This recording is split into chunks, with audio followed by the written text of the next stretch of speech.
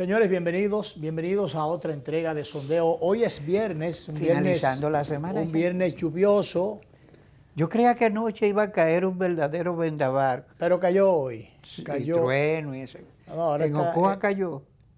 hoy no sé, pero al mediodía ha estado lloviendo, taponando un poco más la ciudad que en horas pico, que generalmente ocurre. Ya sabemos que aquí cuando llueve hay trastornos en el tránsito por las imprudencias y por muchísimas otras cosas. Y bueno, lloviendo fuertemente. Este año, que ya va bastante avanzado, estamos en septiembre, a mediados de septiembre, de manera que está casi finalizando el año. Entonces, este año se ha perfilado bueno en materia de lluvia, a pesar de lo malo en términos de la crisis económica y crisis sanitaria. Hoy es Día Mundial de la Seguridad Alimentaria, Luis. De la seguridad alimentaria. Y los alimentos están por las nubes. Así es. Por las nubes. Y hasta los que vienen del campo, porque hay son muchos los costos de producción y porque también es mucha la especulación. Sí. La intermediación acaba con el bolsillo, especialmente de los que menos tienen para poder entrar al bolsillo.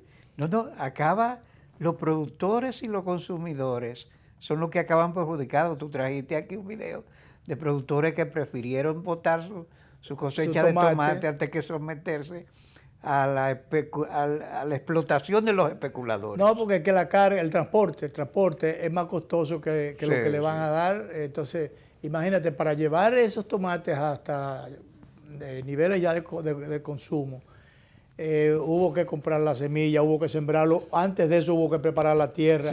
Entonces, todos los abonos y todos los herbicidas y toda la bromicida que eso lleva. La mano de obra.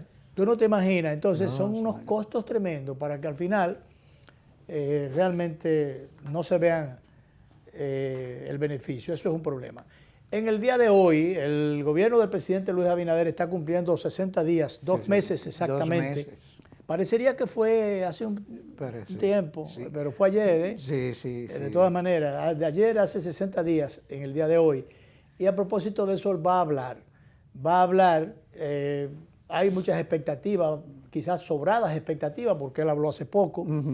Demasiadas expectativas. Y algún pajarito te ha dicho a ti que el discurso va a ser muy breve. Yo no sé por qué. Alguien me dijo que va a ser brevísimo, entonces yo me pregunté que para qué hacer el discurso tan breve. Bueno, alguna gente ha estado esperando, cifrando que en el discurso del presidente hagan algunos anuncios que tengan que ver con mejoría, por ejemplo, a la regalía pascual, el famoso sueldo 13, que ya no se le va a poder el impuesto que se le tenía proyectado.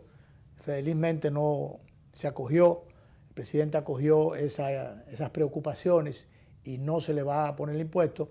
Pero hay un tema ahí, que es la cantidad de empleados del sector privado que fueron suspendidos y que aunque se incluyó en uno de los programas sociales, programas FASE. El FASE, ese era el que en una primera etapa, pero que hasta ahora no incluye, o por lo menos hay un forcejeo con el sector empresarial, o del sector empresarial, que dice que al no estar produciendo y esta gente parada, no pueden pagar. Y entonces ahí el sector laboral ha dicho, bueno, pero ven acá, es verdad que esa gente han estado parados producto de las circunstancias sanitarias, pero necesita comer, necesita producir. Y celebrar las Navidades. Y celebrar las Navidades. Entonces, el gobierno, entienden algunos, debe darle, de alguna forma, debe buscarle, si no todo, pero debe a una parte de la respuesta a esa situación muy lamentable y calamitosa, porque aquí hay mucha gente que tiene sus problemas resueltos. Que te decía, pero hay muchas otras que no. No, te decía que hay unos bonos que se usan, que lo daba el gobierno, y que ciertamente se pervirtió mucho, porque hasta los ejecutivos más altos... No, eso fue una perversidad, pues, sí. Porque tú dijiste se pervirtió, sí, era una perversidad en doble vía. Primero porque llegaba a muchos que no lo necesitaban, obviamente, o que ya habían recibido su regalía, o que ya habían recibido sus beneficios por otro lado, o que tenían por lo menos un determinado salario asegurado. Pero en el fondo, el gran beneficiario de eso era sencillamente... el grupo Cuesta, para decirlo, sobre todo, para decirlo por su nombre, porque había que comprar en el supermercado nacional. Sí. Era para beneficiar a un determinado empresario que era columna, pieza importante del gobierno pasado. Entonces, ahí... Costaba mucho, Costaba mucho. Costaba demasiado. Esas relaciones, esos bonos costaban demasiado. Porque entonces... ¿Qué era eso eran dinero para los fines, hasta dinero inorgánico, pero al final que después había que había que solventar esa deuda. Había que solventar esa deuda porque era deuda. Se emiten esos bonos, pero exclusivamente a beneficio o para ser cobrados, ejecutados en las tiendas del grupo Cuesta. Sí. Pues entonces te decía que ahorita la pastoral... Perdóname, Danilo, pero eso era un despilfarro, por un lado. Pero también alguna gente se podía beneficiar, porque yo veía, por ejemplo, muchos policías y guardias, le daban a mucha gente beneficio. Por eso desde ese punto de vista era bueno, pero el tema está que eso te debió haber sido más diversificado. No, y además focalizado, mejor focalizado. Y eso es lo que ha planteado. No, eso tenía que estar primero en el presupuesto y mejor focalizado, como tú dices, primero para que llegara a más gente y que no llegara a la misma gente que ya estaba recibiendo otro ingreso. Otro beneficio. Pero que tampoco fuera una sola gente, un solo empresario ya que había cuadrado sus bolsillos bastante bien. Así es. Para que...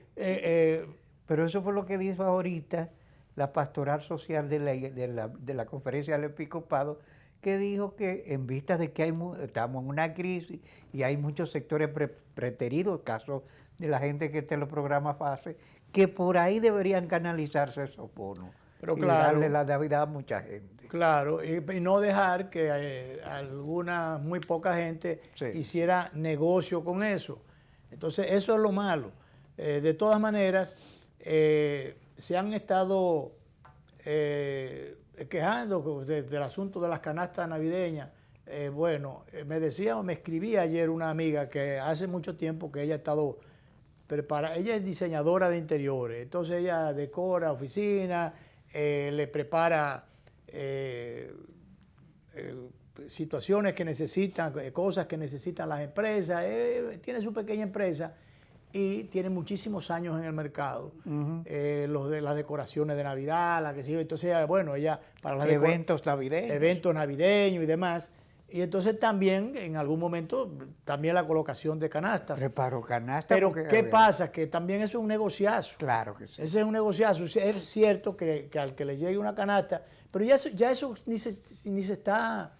la tradición hasta cierto punto por las situaciones, precariedades económicas se ha ido perdiendo en ese sentido. De mandarte una canasta, mandarle una canasta a los periodistas, a los funcionarios, a los políticos. ¿Qué es lo que se ha estilado de un tiempo a esta parte?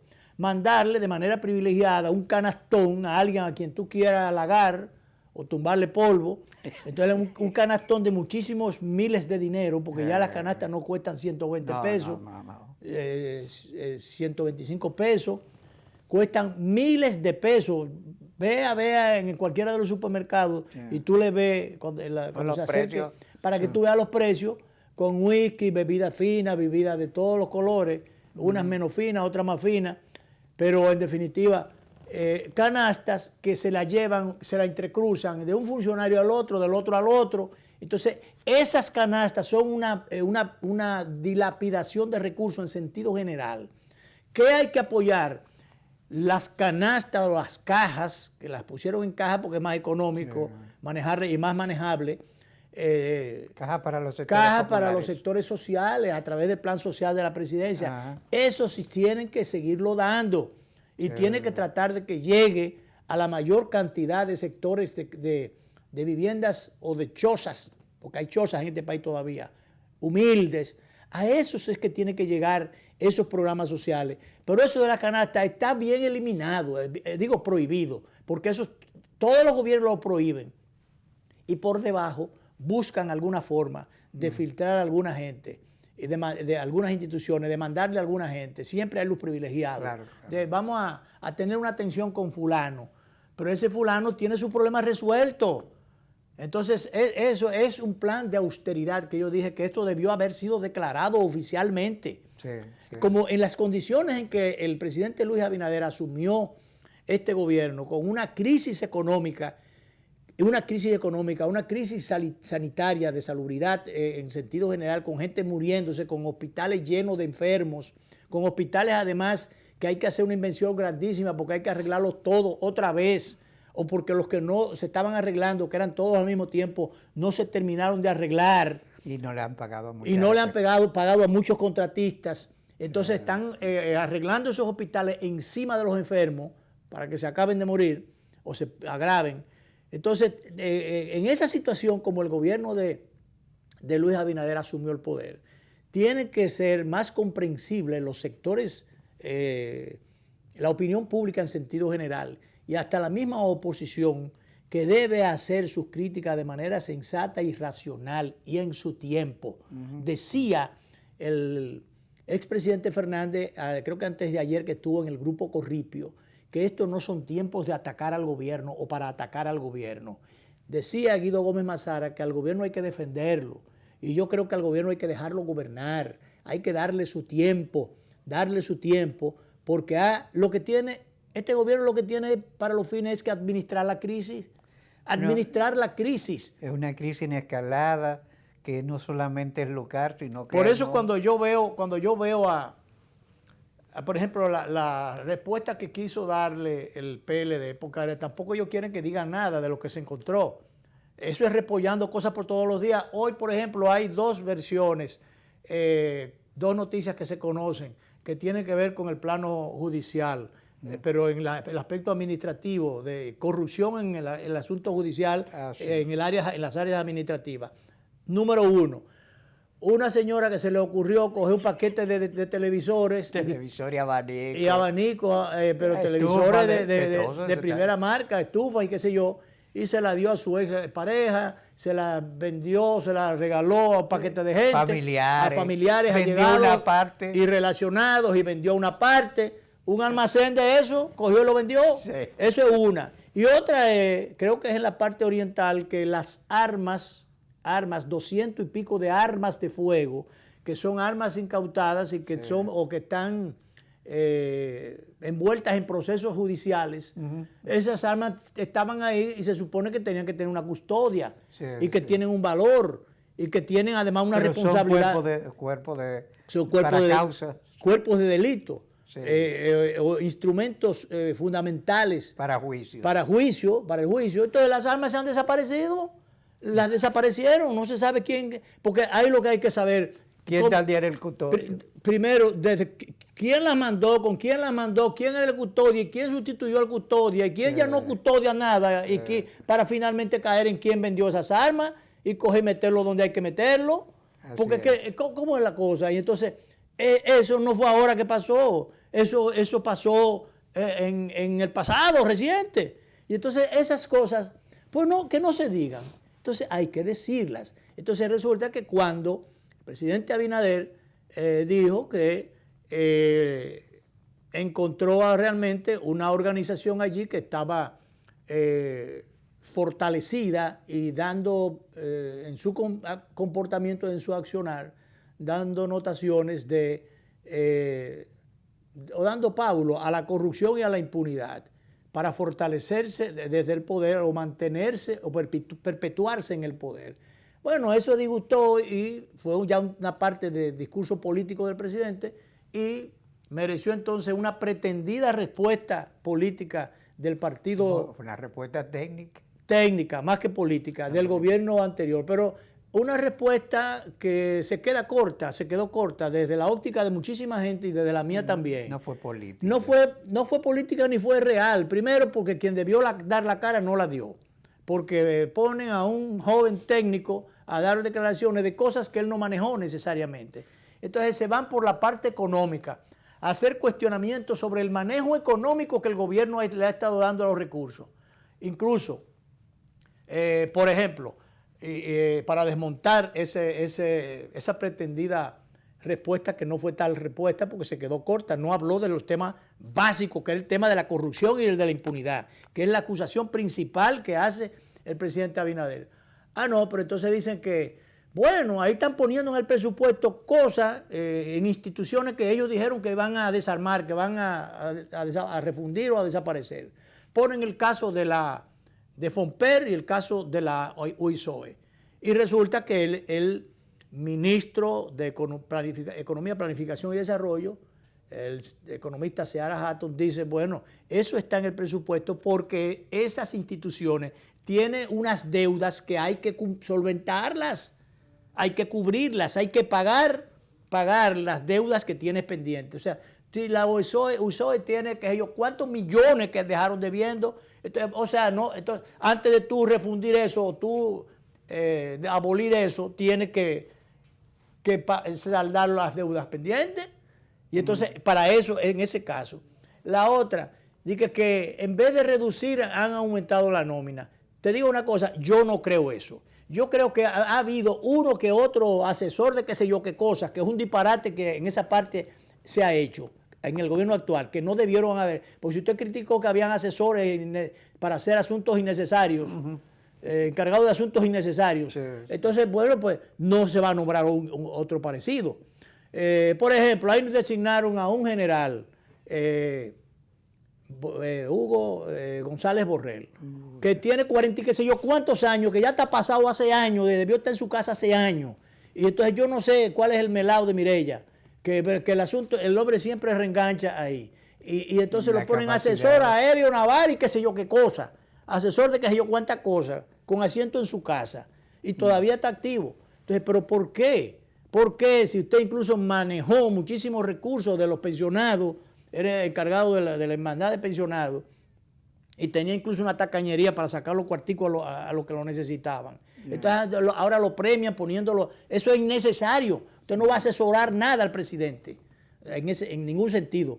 Entonces, además, forma parte de la decisión todavía no tomada, en el sentido de mandar un paquete de gente que no está haciendo nada, que tiene muchos años ya como militares, bueno, y si tiene de generales. Hay 40 años ya un taponamiento. Que hay un taponamiento allí y no deja subir, no deja crecer a los coroneles full que tienen 10, 12 años y que yo cuántos años en el rango.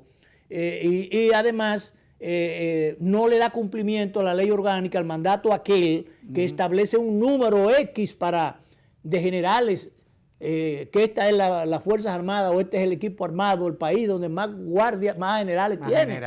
Más generales tienen, toda la región donde más generales hay. Por eso ahora no hay funciones para los generales y ponen un general donde pudiera ir un mayor, o ponen un general con asiento en su casa porque no tiene dónde asentarlo, no tiene asiento. Así es. Entonces, en la policía y en las otras instituciones la misma cosa. Entonces no puede ser. Eso es lo que... Entonces, bueno, finalmente con ese tema.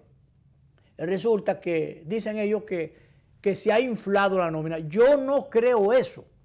A mí hay que demostrármelo, probarme que eso ha sido así. ¿Por qué? Porque si en INEPRE habían 33 subdirectores, si en Autoridad Portuaria había 22, 20, ¿cuántos subdirectores? Ahora, a propósito, ahorita el director de Autoridad Portuaria renunció a una serie de beneficios.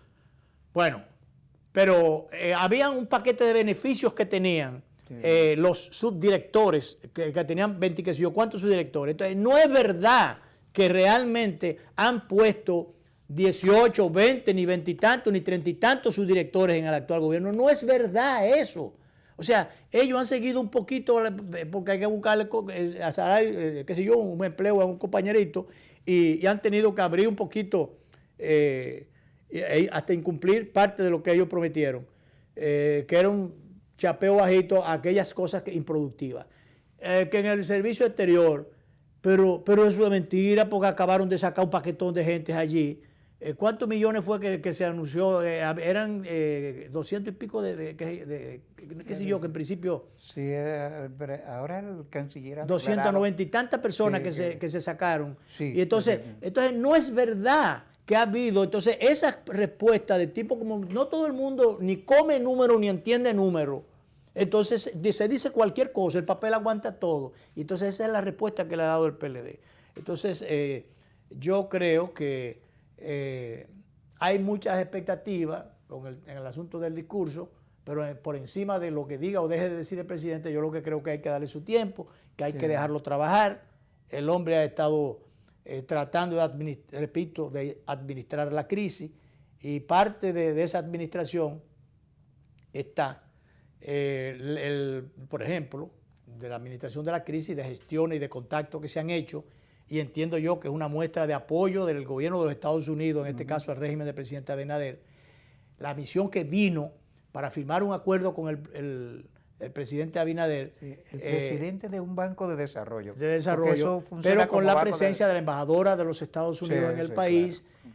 Que este acuerdo le permite el acceso a la República Dominicana a unos 2.000 millones de dólares para programas de desarrollo energético. Programas en materia de turismo, programa energético y de infraestructura. Sí.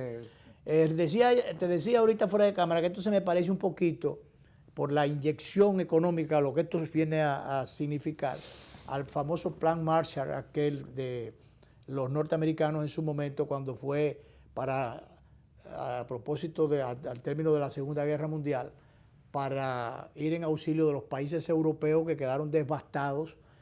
Fue en auxilio de la Segunda Guerra Mundial, por allá por el 48, 52, por ahí. Y se estima en unos 13.000 millones de dólares aportados por Norteamérica para tratar de apoyar, contribuir al fortalecimiento de la economía descalabrada producto de esa conflagración, de esa guerra. Vamos a hacer una primera pausa. Tenemos la posibilidad de enlazar telefónicamente conversar con el doctor Guido Gómez Mazara, que está en el interior del país. Y voy a ver si la señal entra bien, para ver si podemos conversar con él,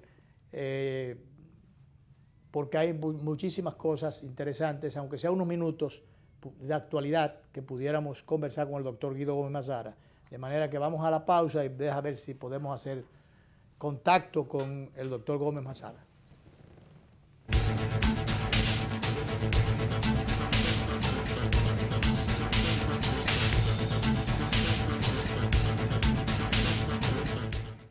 Es ahora cuando necesitamos fortalecer nuestra esperanza.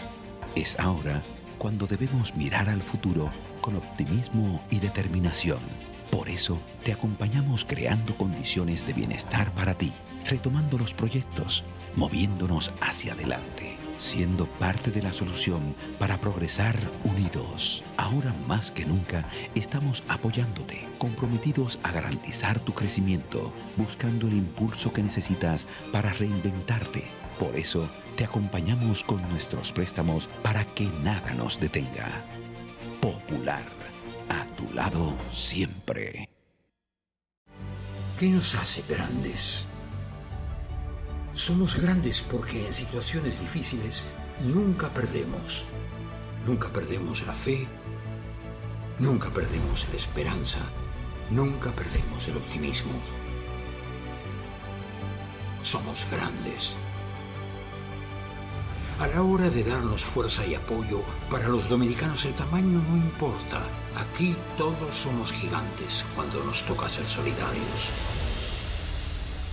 Nos hacen grandes nuestras tradiciones. Nos hace grandes nuestra capacidad de amar y sorprender, reír y llorar. De celebrar nuestros triunfos, nuestras luchas y nuestros sueños. Todos como uno en cualquier lugar del mundo donde haya un dominicano. Y saber que cuento con un hermano donde sea que otro se encuentre, aunque nos separen océanos y continentes. Esto que vive en cada dominicano nos motiva, nos empuja, nos inspira y nos sostiene. Por eso vamos a vencer y salir adelante, más fuertes, más agradecidos y mejores. Este es el momento donde los dominicanos vamos a mostrar por qué somos grandes. La vida nos ha cambiado. Algo sucede en el mundo. Quédate en casa, es la orden. 6 pies de distancia entre unos y otros, guantes, mascarilla. No sabemos cuándo va a terminar, pero de una cosa sí estamos seguros. Seguiremos despertando sonriendo al sol, pensando que este es otro gran día para todos nosotros y los nuestros. Pueden pedirnos estar a kilómetros de distancia, aún así, desde cada hogar y con cada taza, seguimos unidos por esa costumbre que nos alienta a ver un mejor mañana. La vida nos ha cambiado, sí, pero lo mejor de lo nuestro, eso siempre permanecerá.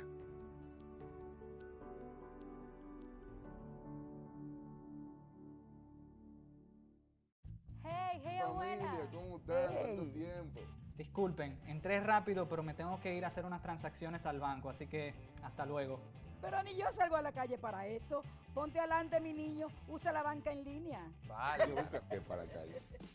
No te expongas a la COVID. Utiliza la banca en línea. Así te proteges a ti y a los tuyos porque evitas salidas innecesarias. Pregunta por las opciones disponibles en tu entidad y realiza tus transacciones a cualquier hora. Señores, yo no me vuelvo a perder una reunión familiar. Yo estoy activado, yo resuelvo en línea. Ahora sí. Superintendencia de Bancos. Si es imprescindible que vayas, toma las medidas de prevención recomendadas. Es ahora cuando necesitamos fortalecer nuestra esperanza.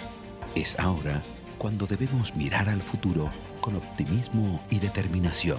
Por eso te acompañamos creando condiciones de bienestar para ti, retomando los proyectos, moviéndonos hacia adelante, siendo parte de la solución para progresar unidos. Ahora más que nunca estamos apoyándote, comprometidos a garantizar tu crecimiento, buscando el impulso que necesitas para reinventarte. Por eso te acompañamos con nuestros préstamos para que nada nos detenga. Popular, a tu lado siempre.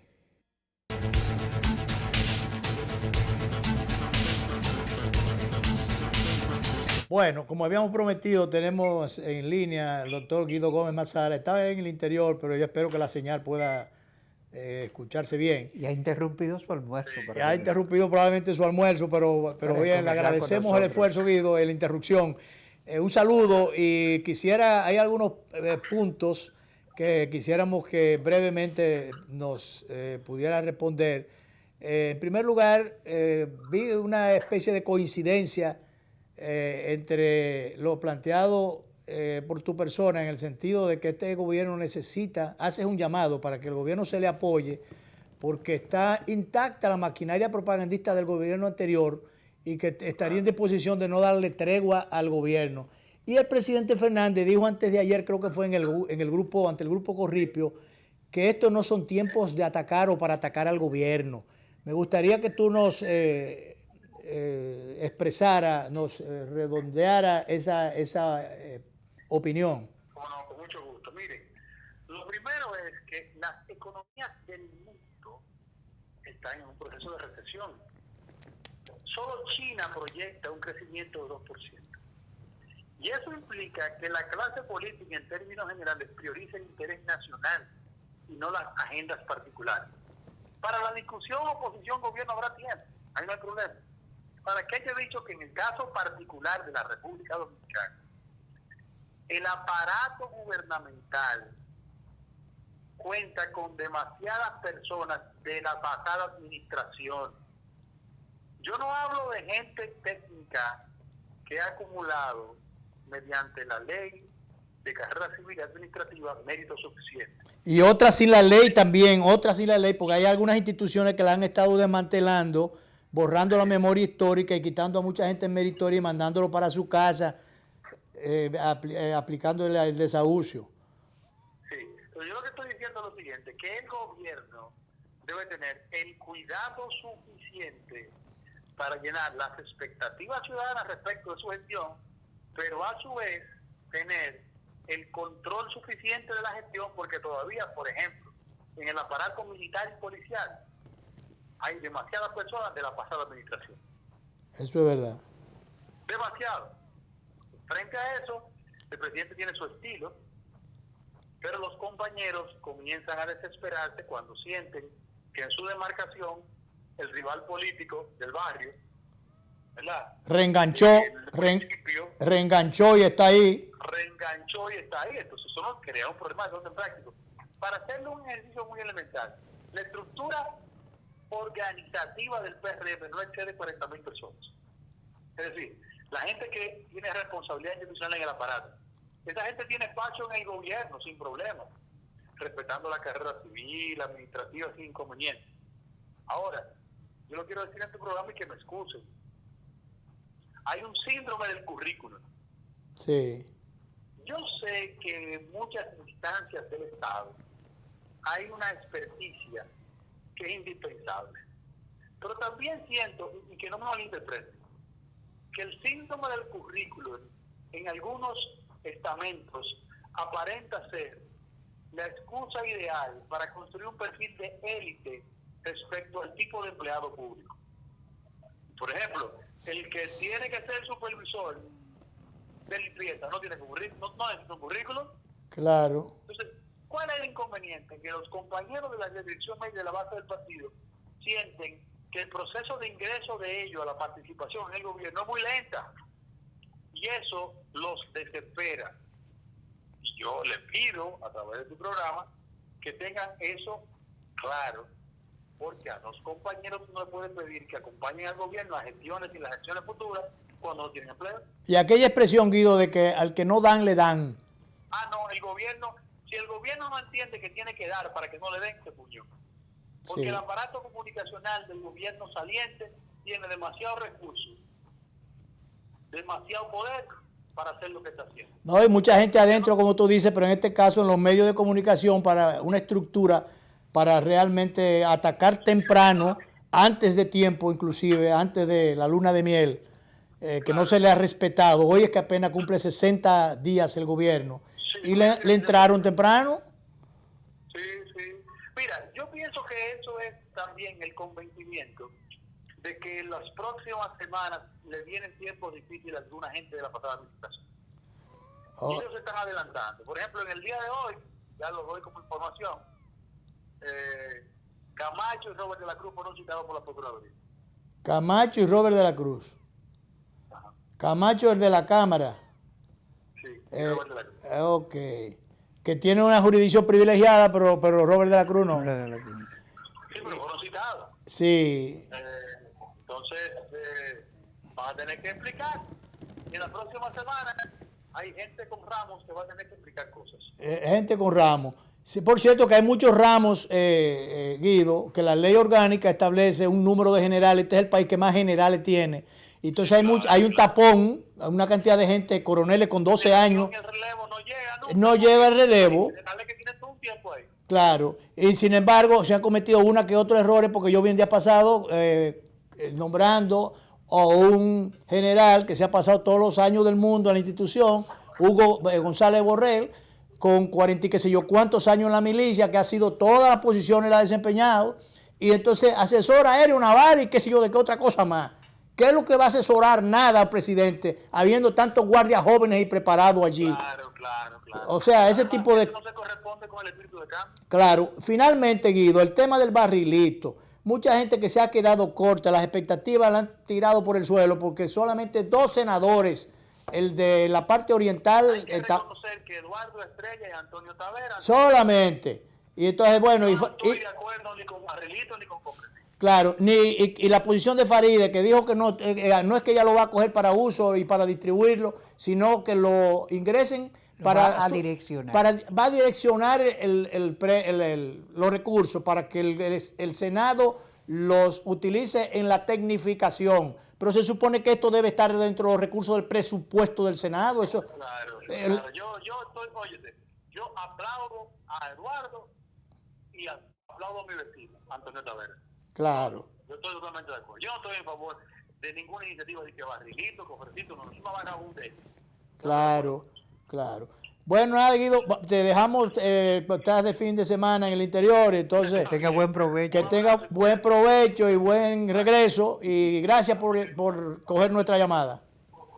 Adelante. Vamos a la pausa, director.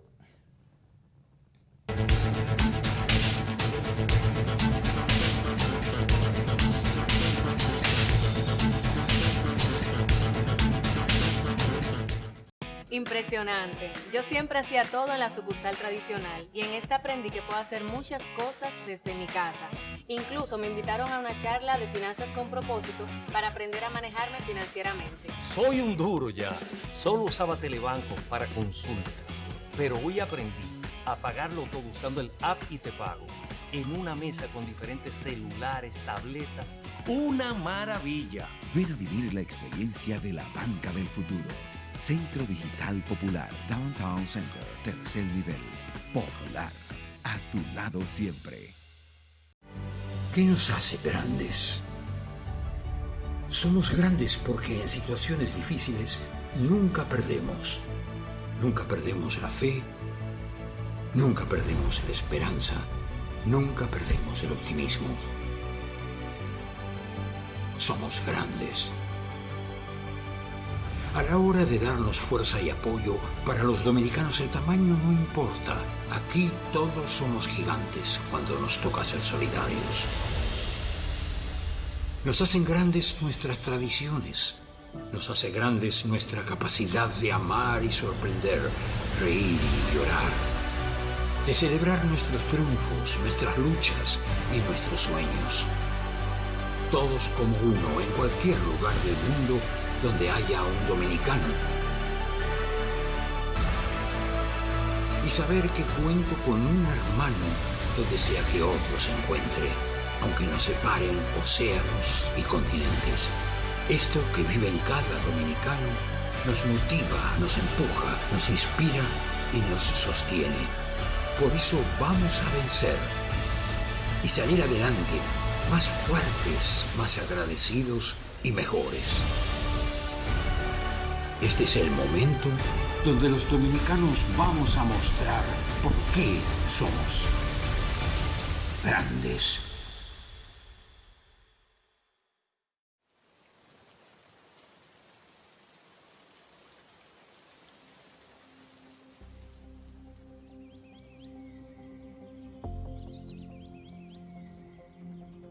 Porque la esperanza ha sido nuestro mejor camino. Y lo hemos construido juntos. Unidos, nada nos detiene. Porque en los momentos difíciles hemos creído, como buenos dominicanos, en la fuerza de la unidad y la hermandad para superarlos. Porque somos un país hermoso, bendecido, solidario, aferrado a la fe y a un mejor porvenir para nuestra gente.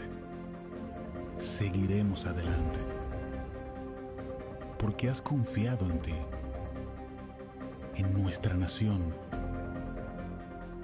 y en los demás. Apostando a la conquista de un nuevo amanecer. Hoy seguimos a tu lado y lo haremos mañana y por siempre. Siempre.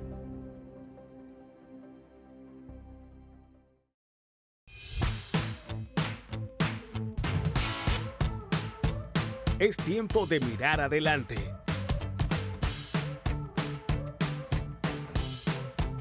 De recorrer nuevos caminos.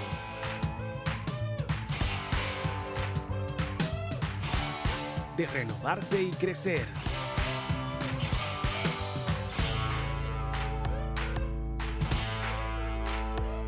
De independizarte. Es tiempo de ponerte en movimiento. Regresa Expo Móvil. Avanza con el vehículo que quieras, nuevo o usado. Del 22 al 25 de octubre. Precalifícate desde hoy. Banreservas, el banco de los dominicanos.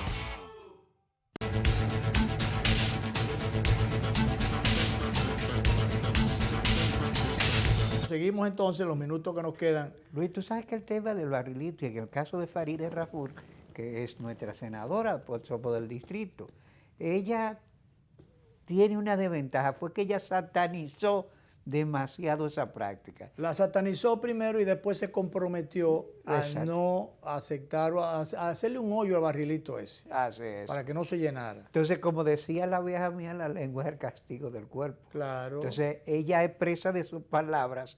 Ahora, mucha gente le está pidiendo que sea coherente con su discurso. Porque realmente ella no gana nada y pierde mucho. Primero, el dinero yo creo que realmente no lo va a recibir. Entonces, si tú no lo vas a recibir, ¿a qué tú tienes que reingresar esos dineros? Redireccionarlo. Que en vez de que sean utilizados para distribuir para cosas sociales y en cosas que se le antojen a los legisladores, según vayan a solicitarle o a exponerle problemas, que se lleven hacia la tecnificación del Congreso, del Senado. Pero bueno, esa es una labor administrativa que quien maneja la parte gerencial, que es el propio presidente del Senado, el que debe apropiar los fondos en el presupuesto para esas cosas. Porque de hecho, sea de paso, Luis, el Senado contrata muchísimos asesores. Por ejemplo, yo sé, porque me lo dijo él un día, José Rivas estuvo durante mucho tiempo como asesor en materia presupuestaria. Claro, hay mucha gente que van a refugiarse allí con este estilo, y tú sabes mucho de eso, el país entero sabe de eso, como hacía la UAS. Claro. Refugiaba. Quizás en aquellos tiempos se justificaba un poquito que la UAS le diera protección en un momento de situación de inestabilidad y de inseguridad de la cabeza de mucha gente por razones políticas. Tiempos difíciles. Entonces la UAS era un refugio ya no solamente para la guarnición física de las personas, sino un refugio económico para muchos izquierdistas y otros que no eran tan izquierdistas, pero se los señalaban como tales, como opositores al gobierno. Y entonces, bueno, un mecanismo de protección. Y hasta cierto punto la UAS se le aceptó el que hiciera esa labor, que por momentos caía hasta en una labor patriótica, porque era difícil, no había otro refugio, no había otra forma de subsistir al gobierno duro del régimen del doctor Balaguer. Pero otro fue con el asunto de los ¿cómo era que? No eran asesores, pero eran investigadores. Muchísima gente que no investigaba nada. Investigaba nada, cobraban permanentemente o investigaciones que probablemente nunca se le daba ningún uso. Ahí hubo, aprobaron muchísimas investigaciones que no se realizaron. Entonces, ya esa es otra cosa. Entonces, por eso, el asunto de Barrilito es que se supone que las instituciones están para llenar una función X. Una en la parte social, otra en el área de desarrollo, otra en la parte de la economía, otra de la agricultura para el fomento de los cultivos de alimentos y todas esas cosas, cada cual. Entonces hay una cantidad de organismos sociales aquí que tienen un rol social, comenzando por salud pública, que tiene programas especiales, planificación familiar, qué sé yo, hay muchísimas instituciones. Ahora está el plan social de la presidencia y muchísimos planes por ahí. Entonces, hay una dispersión de funciones y instituciones que algunas de ellas no tienen el suficiente presupuesto porque precisamente lo sangran por otro lado para otras cosas, para darle un uso populista o clientelar. Así es. Ese es el tema. Entonces, ¿qué tiene que ser? Que, por ejemplo, la función del Congreso es legislar. Y se hizo muy cuesta arriba, ya una práctica, una costumbre, que el legislador, qué raro. Sí.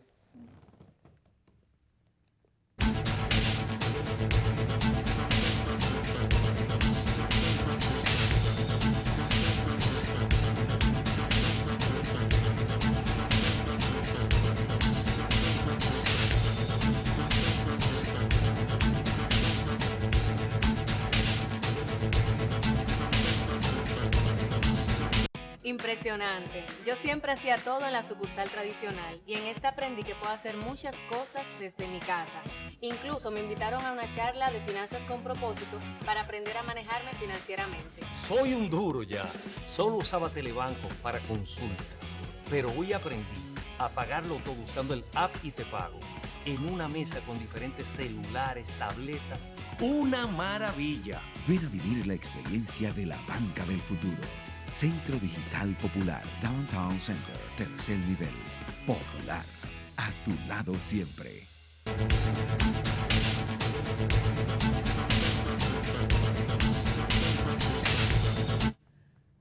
Bueno, parece que volvió y se fue. Sí. Bueno, estamos en el aire. La luz viene y se va y molesta de verdad. Te recuerdo la promoción de los tiempos de Calolo en la corporación. Pero eso indica, esa es una señal.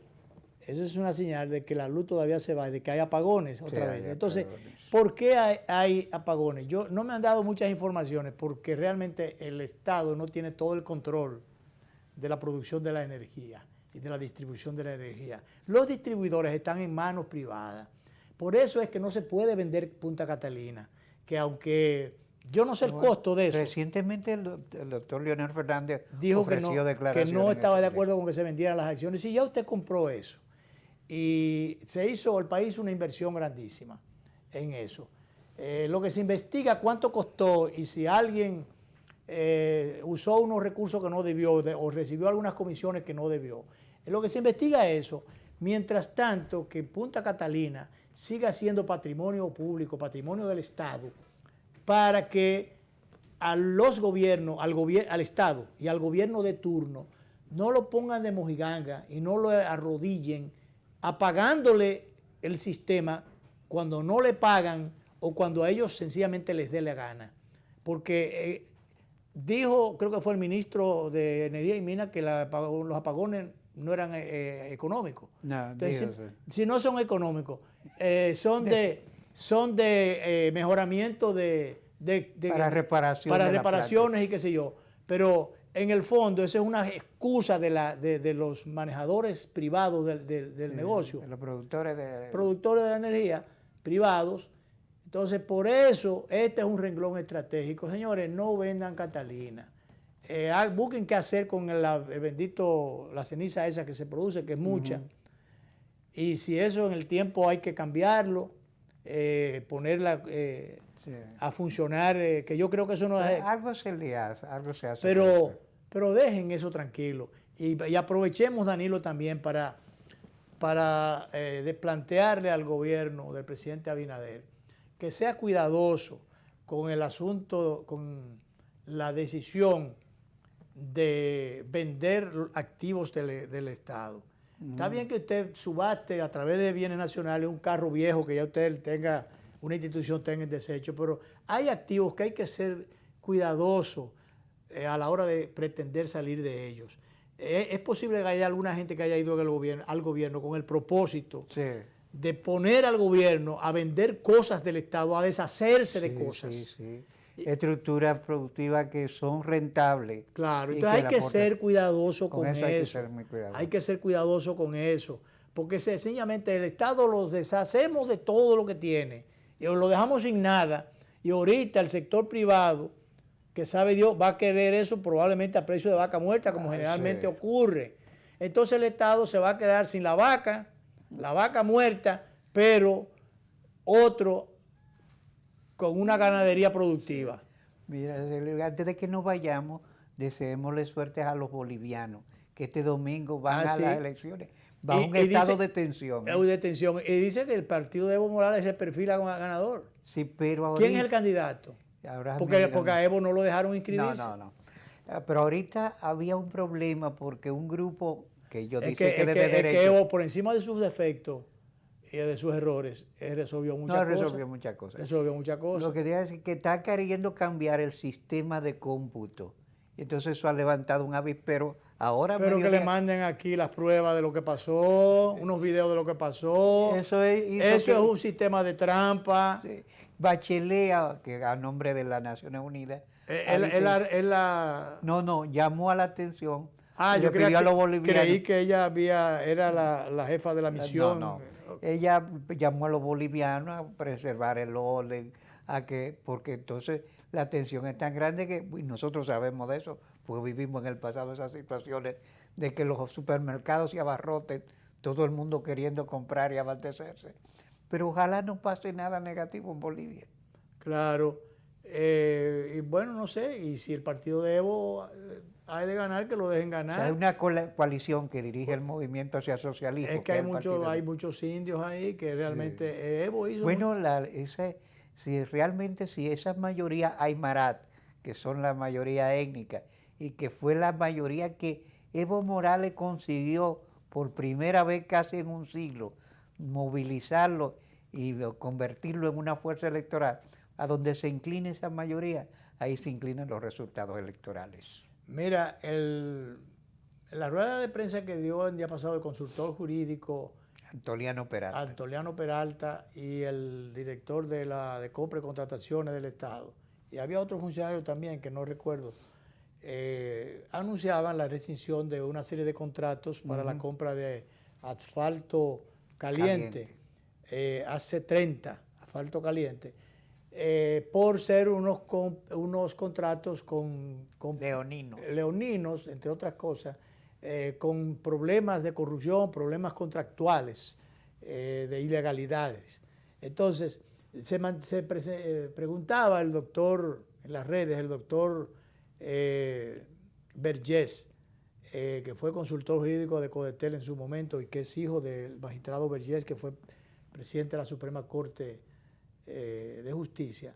Decía Manuel Vergés, Manolito, él decía, pero si se van a rescindir los contratos por acciones ilegales y corrupción y demás, ¿por qué, o de timo contra el Estado, por qué no se dicen los nombres?